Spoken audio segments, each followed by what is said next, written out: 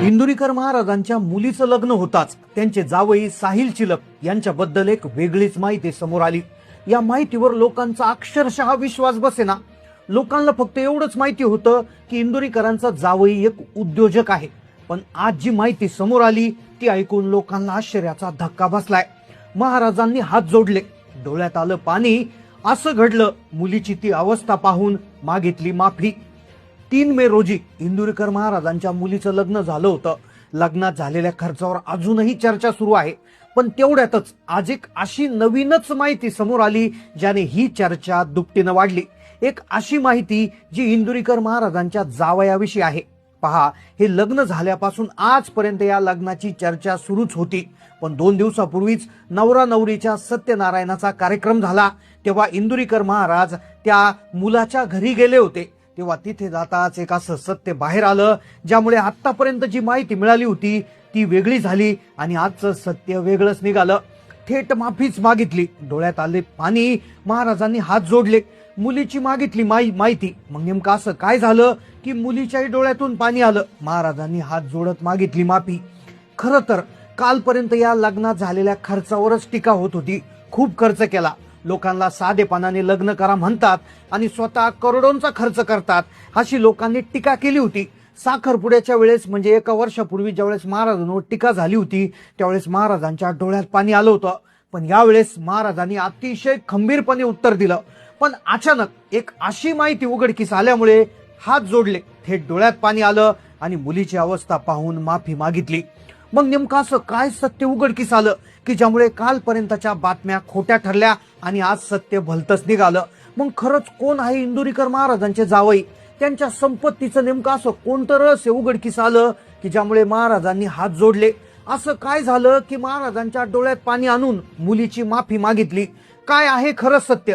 ही माहिती नेमकं काय आहे, चला जाणून घेऊया या संपूर्ण प्रकरणाचा सविस्तर रिपोर्ट। मे महिना म्हणजे लग्न सराई। प्रत्येक दिवसात हजारो लग्न, पण राज्यात एकाच लग्नाची चर्चा, ते म्हणजे इंदुरीकर महाराजांची लाडकी लेक ज्ञानेश्वरी आणि साहिल चिलप यांचा विवाह। 3 मेला लग्न झालं आणि 7 मेला सत्यनारायणाची पूजा झाली। पण पूजा होताच एक असं सत्य उघडकीस आलं, ते सत्य वेगळंच होतं। कालपर्यंत बातम्यांमध्ये महाराजांनी 1000 एकरची जागा लग्नासाठी निवडलेली, 10-20 एकराचा मांडप, 3 लाखांची गर्दी, मंत्री खासदार होते पण स्वतः मुख्यमंत्री देखील हजर होते। लग्नाचे आकडे आले तेव्हाच लोकांना पहिली शंका आली होती। लोक म्हणू लागले होते, महाराजांनी एवढे पैसे कुठून आणले? एक साधा कीर्तन करणारा माणूस, त्याच्याकडे एवढे पैसे येतात कसे? महाराज लोकांना इतके सल्ले देतात, कमी खर्चात लग्न करा म्हणतात आणि करोडोंचा खर्च कसा करतात, अशी टीका त्यांच्यावर केली होती। हे लग्न झालं, महाराजांनी टीकेला उत्तर देण्याचा प्रयत्न केला, पण सत्यनारायणाची पूजा होताच एक असं सत्य समोर आलं की ज्याने थेट महाराजांच्या डोळ्यात पाणी। महाराजांनी हात जोडले, मुलीची मागितली माफी।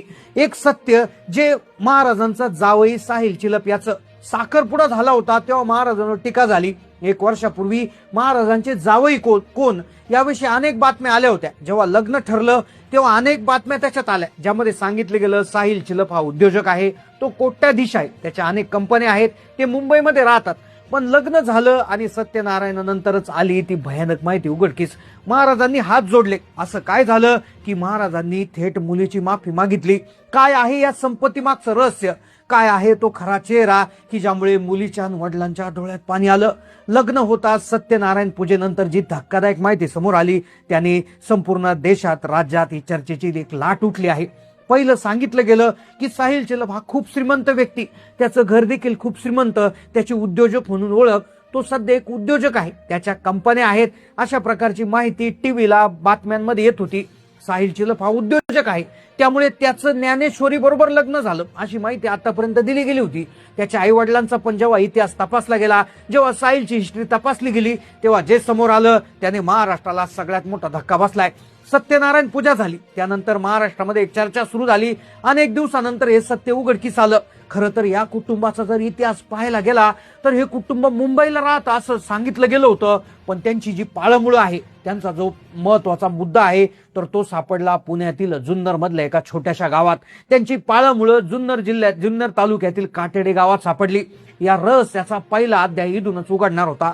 असं काय झालं की महाराजांनी थेट मुलीची माफी मागितली, मुलीच्या डोळ्यात पाणी आलं, महाराजांनी हात जोडले, काय घडलं, एक बाप इतका हतबल कसा काय झाला, बापाच्या डोळ्यातून हात जोडून पाणी कसं काय आलं. खरं तर जो कार्यक्रम होता सत्यनारायणाचा तो काटेडे गावात ठेवला होता. जुन्नर तालुका पुणे जिल्ह्यातलं ते छोटंसं गाव. तपास केल्यावर असं समजलं की ते कुटुंब मुंबईचं नाहीच आहे. इथं रहस्याची पहिली गाठ सुटणार होती. ते कुटुंब होतं काटेडे गावचं. शिवनेरीच्या सावलीत वाढलेलं कुटुंब. सुरुवातीला शेतकरी, एक शेतकरी कुटुंब, मग इतका मोठा व्यवसाय कसा काय झाला. माहिती घेतली आणि सगळं सत्य उघडकीस आलं. बरेचसे लोक प्रचंड पैसे कमवतात, श्रीमंती त्यांच्याकडे असती, पण त्या श्रीमंती मागचं रहस्य काय हे कोणालाच माहिती नव्हतं. आणि अखेर ते रहस्य उघडकीस आलं. अगदी झालं असं, महाराजांनी हात जोडले, अक्षरशः डोळ्यातून पाणी आलं. साहिल चिलप हा महाराजांचा जावई आहे. त्याचे वडील सुनील चिलप यांचा इतिहास जर पाहिला तर सुरुवातीला ट्रान्सपोर्ट क्षेत्रात एक सर्वसामान्य कर्मचारी म्हणून काम केलं गेलं. 2003 पासून त्यांचा इतिहास तपासला गेला तेव्हा लक्षात आलं 2003 सालामध्ये ते फक्त काही पैसे घेऊन मुंबईच्या दिशेनं निघाले होते. नवी मुंबईच्या धावपळीत त्यांनी एक ट्रक ड्रायव्हर सोबत काम केलं. लॉजिस्टिकचे बारकावे समजून घेतले. जेवण वेळेवर नसायचं, राहण्याची सोय नसायची, पण स्वतःच उभं करण्याची जिद्द, ती जिद्द त्यांना स्वस्त बसू देत नव्हती. साहिल चिलपचे वडील सुनील चिलप यांचा इतिहास थरारक होता. मुंबईत गेले, सगळे शिकत होते. परिस्थिती अत्यंत बेताची. 1-1 रुपये जमा करून शून्यातून ट्रक घेतला. ट्रकवर व्यवसाय सुरू केला. पाहता पाहता 6 महिन्यात दुसरा ट्रक घेतला. इतक्या वेगानं अगदी फक्त अंगावरचे कपडे घेऊन आलेला माणूस इतक्या वेगात दुसरा ट्रक कसा घेऊ शकतो, कोणालाही संशय येत होता. पण लग्न झाल्यानंतर जे सत्य समोर आलं, महाराजांनी थेट हात जोडले, डोळ्यात पाणी आलं, थेट माफी मागितली. साहिल चिलपचं लग्न ज्ञानेश्वरी बरोबर झाले आणि आता सगळं सत्य बाहेर आले.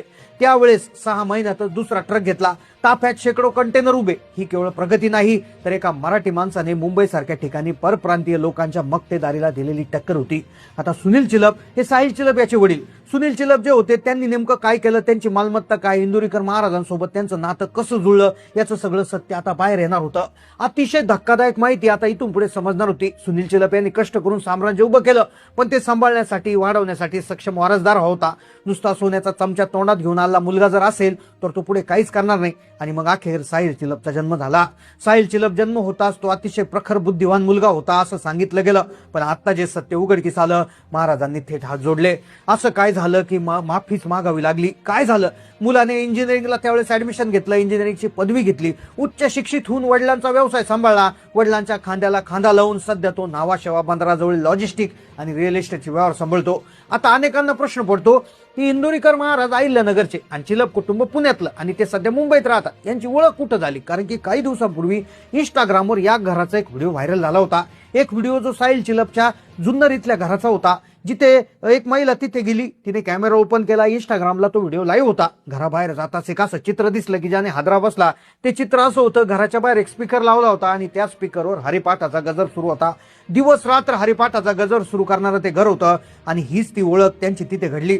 15 ते 20 वर्षापासून इंदुरीकर महाराज आणि चिलप कुटुंबाचे संबंध झाले होते. वारकरी संप्रदायाच्या माध्यमातून पंढरपूरच्या वारीमध्ये सेवा देत होते कुटुंब मुंबईच्या खांदा कॉलनीत. आणि तिथूनच ओळख झाली आणि तिथूनच महाराजांनी निर्णय घेतला. फक्त पैसा पाहिला नाही, तर त्यांनी अध्यात्माची दोरी पाहिली. 100 ते 120 ट्रक्स आहेत. नावाशेवा पोर्टो त्यांची कंपनी आहे. रिअल इस्टेटचं साम्राज्य आहे आणि मुंबई पुणे एक्सप्रेसवे लगत अनेक मालकीच्या जागा त्यांच्या आहेत.